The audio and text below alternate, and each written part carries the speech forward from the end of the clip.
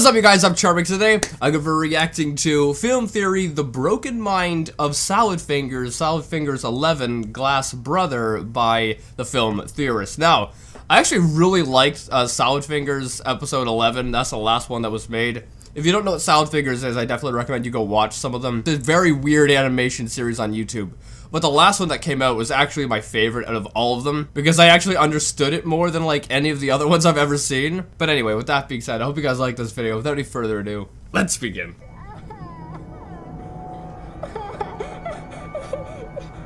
Help me, Salad Fingers. Help me. You'd better have a good reason for all this rumpus. You lied to us, Mr. Fingers. Oh, that's Matt. Did Matt animate this or something? Because it doesn't look like a Salad Fingers animation, or at least this part doesn't, but it might be. I don't know. Like, it's been so long since I've seen the other Salad Fingers episodes that I don't remember what happens in them, really, so I don't know. As you lied. You abandoned us for years. Left us. But now I'll make sure you're never allowed to leave us again. That must have been from an actual Salad Fingers episode. I don't remember it, though.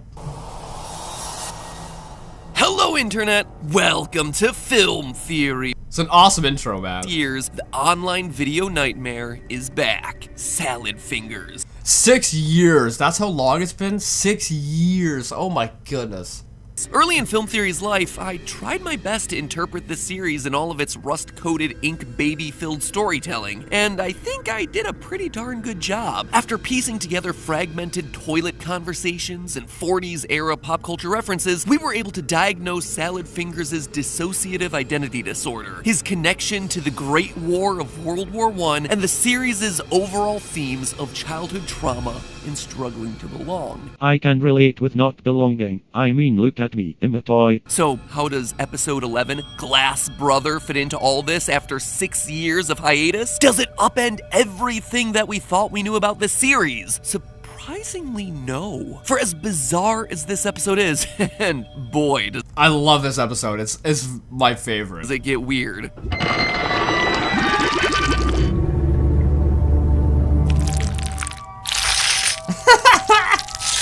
I gotta say, it feels like the most straightforward one that we've had to date. One that actually aligns with my earlier analysis pretty darn well. That being said, it is worth mentioning that you might want to catch up on the previous two-part theory right here. Give them a rewatch if it's been a while. And that's not me just trying to get extra views out of those videos. I actually had to go back and watch them myself to I should probably actually go and react to those, because I don't think I've ever seen those before. But I guess he kind of summarized that he thinks Salad Fingers has dissociative identity disorder, or whatever it's called, and I guess from trauma from like World War I or something. So I guess he kind of summarized it already in the beginning.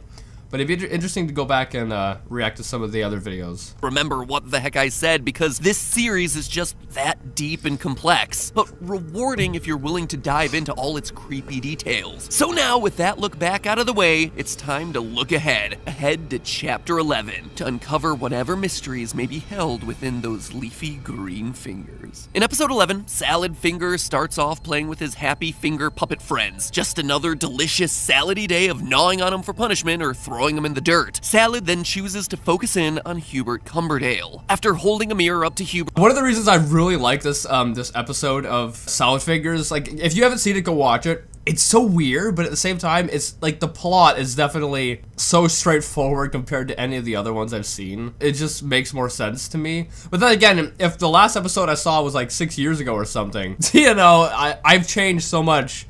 I guess mentally, like 6 years ago, I was a lot younger, right? So maybe back then I didn't get some of the stuff, but now I get more of it. and the reflection telling him that it'll never be a real boy, Salad takes it upon himself to help this puppet friend grow up a little, recreating that classic scene in Pinocchio where Geppetto sews sticky flesh chunks onto his puppet from the dead skin collection in his junk drawer. It's a tale as old as time. This turns Hubert into a Real-life flesh boy. who's so happy he Look how freaking weird it is. I love it so much. Just want to dunk on the rooftops for all to see. Salad loves this new and improved Hubert Cumberdale like a son, romping around their World War I era wasteland, well, That is until Salad starts getting harassed by two people who show up in his mirror, his mother and an evil mirror version of himself, the glass brother from the episode's title. Yeah, I love it. I love that plot twist in it. 'Cause I never saw that coming. Out of verbal abuse and one nasty porridge later, Glass Brother steals Hubert Fleshboy Cumberdale, spurring Salad to travel into the mirror world and rescue him. In the end, Salad smashes his mirror, licks up the pieces, and lives happily ever after with Fleshboy. See? Like I said, perfectly obvious what's going on here, right? Right? Okay, so maybe not. In typical Salad Fingers style, even with some kind of comprehensible storyline, there is still a lot of weirdness to unpack. That can be said about looking into Charmx's mind. In order to understand what this episode means, rather than just simply understanding the actions that are happening on the surface level. Now, in my previous theories on the franchise, I speculated that Hubert Cumberdale may be the representation of Salad Fingers himself. They share the same birthday, the same weird hat, Hubert has powers the other puppets don't, and they both seem to be mistreated at the hands of their family. In short, the two appear to be linked directly to each other in a way that Salad doesn't share with other characters in this story. And this Hubert Salad Yeah, I really gotta go and react to the other episodes, because I never would have expected that they were linked together. connection may actually be officially confirmed in the opening moments of Part 11 via a subtle clue that's very easy to overlook. In the scene where Salad holds up a mirror to Hubert, where we would expect to see the puppet's face reflected back at him, we instead see Salad's own face. Oh, I never noticed that, man. I'm not an observant person. Odd little detail, especially when you consider that David Firth, the series creator, explicitly chooses to show that the mirror adheres to real-world rules, as throughout the surrounding scenes, we see the mirror accurately reflecting other things, like the freshly haircutted Marjorie Stewart Baxter. This feels like an intentional creative decision to subtly allude to the fact that Hubert and Salad are indeed one and the same. Or yeah, 100%. Because I noticed that in the mirror that, everything would be replicated right. So, obviously, that means that was intended to be that way. At the very least, reflections of one another. The next scene shows Salad turning Hubert into a real boy using spare flesh. Now, if you notice, this drawer contains memorabilia from past episodes. The pump from when Salad Fingers was recovering after giving birth in episode 9 letter, a bone that I actually have no idea what it is. It kind of looks like a very small hip bone to me. And Oh yeah, I read some of the comments. People are saying, yeah, this is cervical vertebrae or something like that. So it's from your back. Which, yeah, that does look like a spine bone. And what's this? You got like a rating. Is this like a Yelp review or something? Broken name tag of Milford Cubicle. Real name Harry, the guy in the barbecue apron who in episode 3 died banging his head against the door and was later skinned to make Salad's friendship hat in episode 10. It's that reference and the fact that he's the only character that we've ever seen get skinned in this series that makes me think that this box is filled with his spare flesh, and that the flesh being sewn onto Hubert is his. Well, let's talk about this idea of Hubert becoming a real boy for a second, shall we? Sure, what the hell? It's not like my nightmares can get worse at this point. Throughout the series, we've seen Salad's personality, and, well, he's not your typical man's man. I mean, he's not your typical anything, really, but he's definitely not what you would call masculine. We see him giving birth, wearing bride's dresses, flirting with sailors, milking himself, and doing a fair bit of crying. For someone whose brother was a soldier in the Great War, this sort of behavior could have been seen as dishonorable, embarrassing, especially when you consider that this is back in the 40s. I don't know where Matt is going with this narrative. So what, he isn't a masculine man? At least he is a man. Look at me, I'm a toy and my wife and kids left me. But being a toy still doesn't stop me from feeling sad. Salad most likely got harassed for all these reasons. So Hubert, wrapping himself up in the flesh of someone else, a male character, is truly a rebirth of sorts. You can hear it in the nursery-style musical chimes in the background. The way Salad heaps compliments onto him like you would a newborn baby. Who's that little dazzling dreamboat, sugar cheeks? Thunder. Man, Matt is so observant. I'm not that observant at all. That's why I miss a lot of things. Like, if I'm reacting to something, I miss a lot of stuff because I'm just not the most observant person. But Matt seems to be very observant. Or he might just have to, like, watch something a whole bunch of times to try to gather all the information from it. Because I notice, if I watch something then watch it again, I know I pick up more stuff that I missed before. Size. And the way Hubert speaks reflects this too. He's a new, carefree person who's just been born. I'm fresh and ready for life. And if it's a rebirth for Hubert, then we already know that it's also representative of a rebirth for Salad Fingers himself. He's finally able to give rise to something in his life that's able to do what he always struggled with, fit in as a real boy. Emphasis on boy. I'm just a real toy. Not quite convinced? Let's watch what happens next. Salad immediately starts speaking about the real boy Hubert like his own baby, specifically mentioning how lucky he is to have Hubert in his life. I've surely been blessed by the soft hand of our great provider. So this is all great. Salad has himself a new fleshy baby who's also kind of a stand-in for himself starting over, but then everything starts to go sideways when Salad encounters Glass Brother. Yeah, I love that part when that's introduced. I love that so much. I don't know, there's just something about movies or videos like this where this plot goes this weird way, this weird like, I don't know how to explain it. Like in, Star Trek The Next Generation, there's a lot of episodes where they get into like wormholes and weird stuff like that, and the plot just goes crazy. I love those episodes, and this reminds me of it, because I never expected what goes on in this episode to actually happen.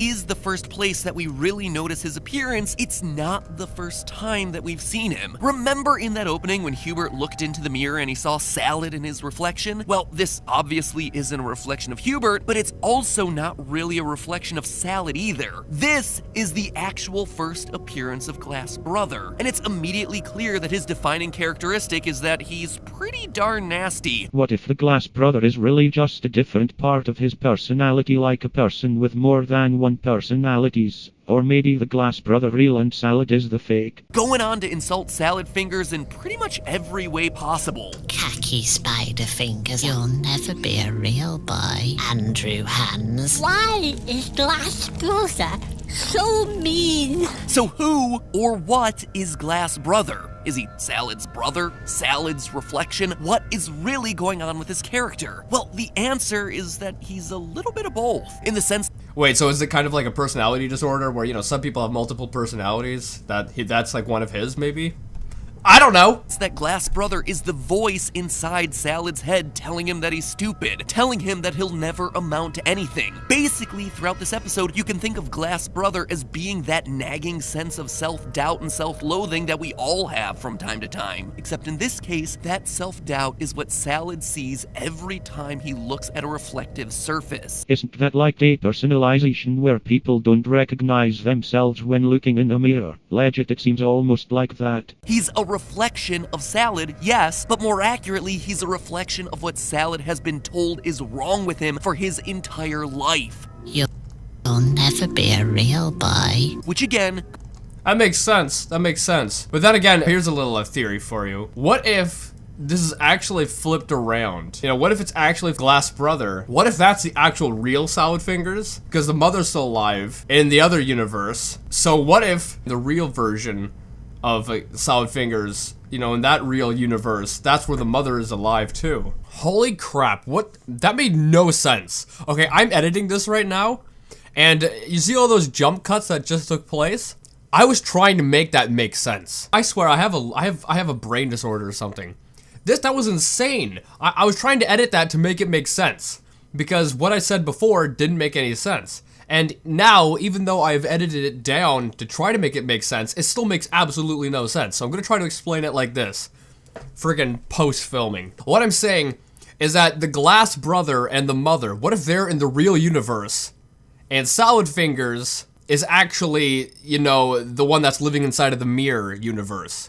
You know, what if it is actually the other way around? Goes back to the idea of Salad being the boy who struggled to fit in. But through Hubert growing up and becoming a real-life flesh boy, we see a Salad Fingers with newfound confidence. He's a proud parent now, which is giving him purpose and strength. You notice how in this scene when Salad first starts talking to Glass Brother, he immediately recognizes that this is not himself. Well, you know what they say, you aren't you when you're hungry. This is not his own reflection. He tells him that he wouldn't understand his love for baby Hubert because... You're just a Glass Brother. He's dismissing that hateful voice in his own head. But as soon as he establishes that there is indeed a difference between them, a new challenger enters the ring. The source of all that hate from the get-go, Glass Mother. And Joins the battle. Okay, I like that. You know that when someone's mom symbolically shows up in a mirror, we're gonna be getting into some deep psychological issues. Now, we know from previous episodes that Salad Fingers had what you might call a rough upbringing. By every indication. Okay, no, I think Matt's right. You know what I was saying earlier, that maybe the Glass brother is the actual real person? No, I think Matt's right. I think Matt's right. We have from previous episodes, his mother was either abusive, neglectful, or both. She's the hateful voice speaking to him over the radio. She's the persona who Salad switches into when throwing Hubert into the muck. I'll have no dirty immigrants in my house. And now she's the one reminding him, I don't remember that. Yes, Mother. Notice that when we see Salad respond that yes, he is stupid, we're not actually seeing Salad respond. We're seeing Glass Brother respond. I don't know. Although Charm has dismissed his theory about Glass Brother being in the real world, this makes it looks kind of like that is still a real possibility. This is an important distinction because it gives us a big clue as to what Glass Brother is. The fact that we see Glass Brother responding, but only see the back of Salad's head, further confirms that Glass Brother is the version of Salad Fingers who agrees with his mother. He's the one who does see Salad as stupid, as useless, as ugly. Again, Glass Brother is Salad's inner... Man, you really went freaking deep on this episode, Matt. Yeah, I think it's all believable. Yeah, so far I haven't been able to poke any holes in Matt's theory, and I think it's actually all like reasonable. Like it all makes sense. Negative monologue, reinforcing his self-hatred and the abuse that's been heaped on him by his family. When she asks him to fetch me a bowl of porridge, in her next line, notice that Salad says, Yes, Glass Mother. Yes, Glass Mother. This is an important distinction because it's the real Salad talking from outside the mirror, recognizing that this is Glass Mother, whereas when Glass Brother... Man, that face is that was creepy. Look at that. My goodness. I really like this animation. I think it's definitely the best one in the Salad Fingers series. Just in terms of like the plot I actually really like, but also the animation itself. Like this compared to 6 years ago, I think there's definitely been a difference in like the animation style, I think. I think it looks like the best. That this is Glass Mother, whereas when Glass Brother is talking, he just refers to her as Mother. Pass Mother the porridge. Because they're on the same side, both physically and mentally. From there, the two of them keep verbally abusing Salad, calling him a weak little squirt and weakly bones. Then, interestingly, the tables turn. We see the world from Glass Brother's side. And yeah, I love this so much. Now, what I was saying earlier was that what if this is the real world? What if this is the real world and this is how Salad Fingers feels on the inside, right? Or this is him on the outside where he agrees with the mother, but on the inside, this is how he really is. You know, what if that's, you know, the actual real world, you know? But I don't know, I think it's probably the other way around. Glass Mother says, You'll forever just be a lonely reflection. We then hear Salad say, It's not fair. I've been in here for too long. These lines give us the impression that Salad is the one trapped in the mirror world. But again, this is just cluing us into the perception that Salad has of himself. He's not really in some weird alternate dimension. Probably, I mean, the series is weird, but the more likely explanation is that Salad feels trapped by all the negative self-talk that he's constantly experiencing from Glass Brother and Mother. And I feel trapped in this basement. I guess I don't feel trapped. I am trapped. He feels like a prisoner in his own mind and his own life, and his Glass Brother tells him, Those khaki spider fingers aren't going anywhere. Except this time, it's different. This time, Salad has the new and improved Hubert Cumberdale Real Boy, aka the new reborn version of himself, to pick him up. Over the following scenes, we just get more strong indicators that Glass Mother's responsible for a lot of Salad Fingers' problems, including potentially poisoning him intentionally. But Glass Mother... Yeah, that was a weird part in it. Did what I tell you to. Don't make me come through that mirror and poke out your eyes. Later, the real boy comes in and takes care of him, showing the stark difference between Salad's relationship with Glass Mother and his relationship with the real boy. Yeah, this really does seem like an abuse story. I mean, just the whole idea of Salad Fingers using Benedict Cumberdale, a.k.a. himself, to fix him really resembles a kid dealing with trauma by himself. But the two of them being together attracts the unwanted attention of Glass Brother. When Salad talks about how Hubert is his... He's my real-life flesh boy, the most beautiful boy in the world. It inspires Glass Brother to steal away Salad's new beginning by snatching Hubert through the mirror, where Glass Mother starts straight away to turn him into another Salad Fingers. Stick him in the coal shed. Again, all of this is symbolic of Salad's inability to escape his mother's negative reinforcement and abuse, and how... I wonder if David Firth, that's the creator, I wonder if he actually put that much thought into, how this episode would turn out, and all, the backstory, kind of.